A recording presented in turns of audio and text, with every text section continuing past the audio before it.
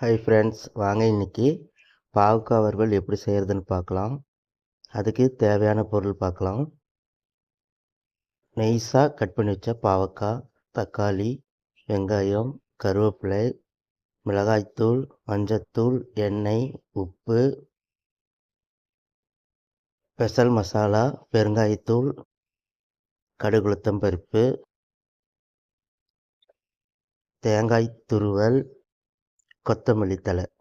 வாங்க இப்போ எப்படி செய்கிறதுன்னு பார்க்கலாம். ஒரு கடாய் வச்சு அதை நல்லா காய வச்சுக்கோங்க. அதில் தேவையான அளவு எண்ணெயை சேர்த்துக்கோங்க.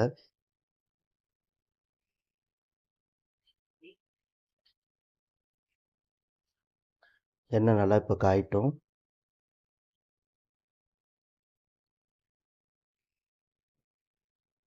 எண்ணெய் நல்லா காஞ்சிருச்சு. இப்போ இதில் கொஞ்சம் கடுகு சேர்த்துக்கோங்க. கடுகு நல்லா பொரியட்டும். கொஞ்சம் கடலப்பருப்பு, உளுத்தம் பருப்பு சேர்த்துக்கோங்க.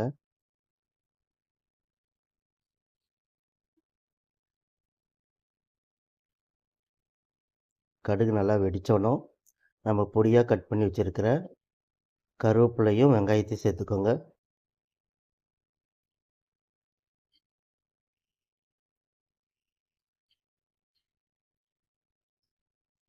வெங்காயம் நல்லா வணங்கட்டும்.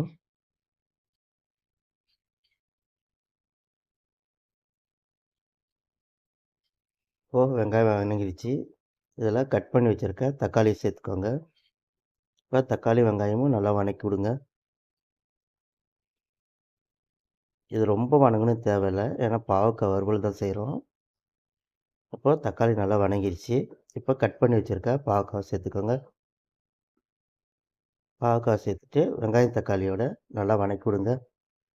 கொஞ்சம் நல்லா எண்ணெயிலே வேகட்டும். அப்போ தான் கசப்பும் இருக்காது, டேஸ்ட்டாகவும் இருக்கும். இப்போ நல்லா வெங்காய தக்காளியோடு சேர்த்து நல்லா வணக்கி விடுங்க.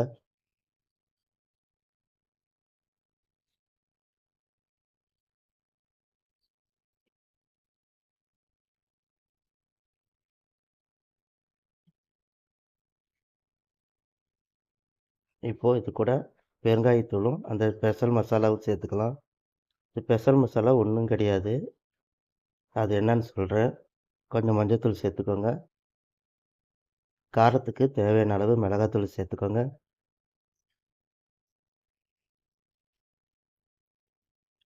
உப்பு கொஞ்சம் சேர்த்துக்கோங்க. இது நல்லா வணக்கி விட்டுருங்க.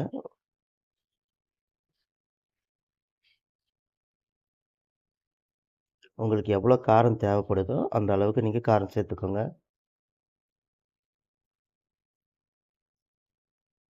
இப்போ நல்லா இந்த மசாலா பச்சை வாசம்லாம் போகட்டும். இப்போ இதுக்கு தேவையான அளவு உப்பு சேர்த்துக்கோங்க.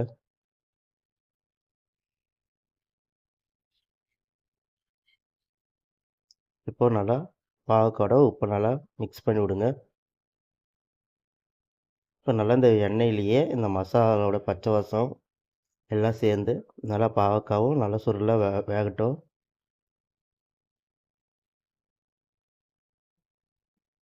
இப்போது பாவக்காய் ஒரு அரை பதம் வந்திருக்கு. மசாலாலாம் பச்சை வாசம் போயிருக்கு. இப்போ தேவையான அளவு கொஞ்சமாக தண்ணி சேர்த்துக்கோங்க. தண்ணி சேர்த்துட்டு நல்லா கலக்கி விட்டு நல்லா ஒரு 10 நிமிஷம் மூடி போட்டு நல்லா வேக விட்டுக்கலாம்.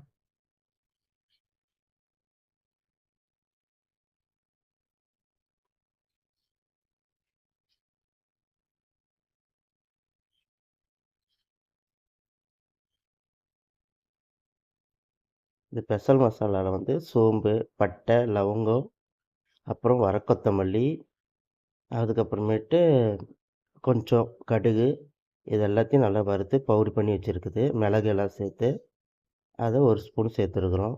நல்லா டேஸ்ட்டாகவும் இருக்கும், வாசமாகவும் இருக்கும். இப்போ பாருங்கள், தண்ணி எல்லாம் நல்லா சுண்டி பாவக்காய்லாம் நல்லா வெந்து வந்துருச்சு. இப்போ இது கூட கட் பண்ணி வச்சுருக்க கொத்தமல்லி தழை, துருவி வச்சுருக்க தேங்காவை சேர்த்துக்கலாம்.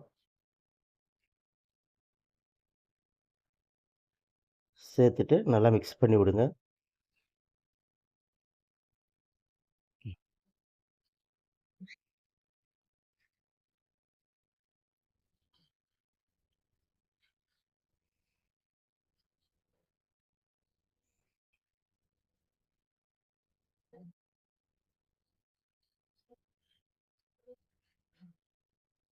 இப்போ ஒரு 2 நிமிஷம் அப்படியே தீயிலே இருக்கட்டும்.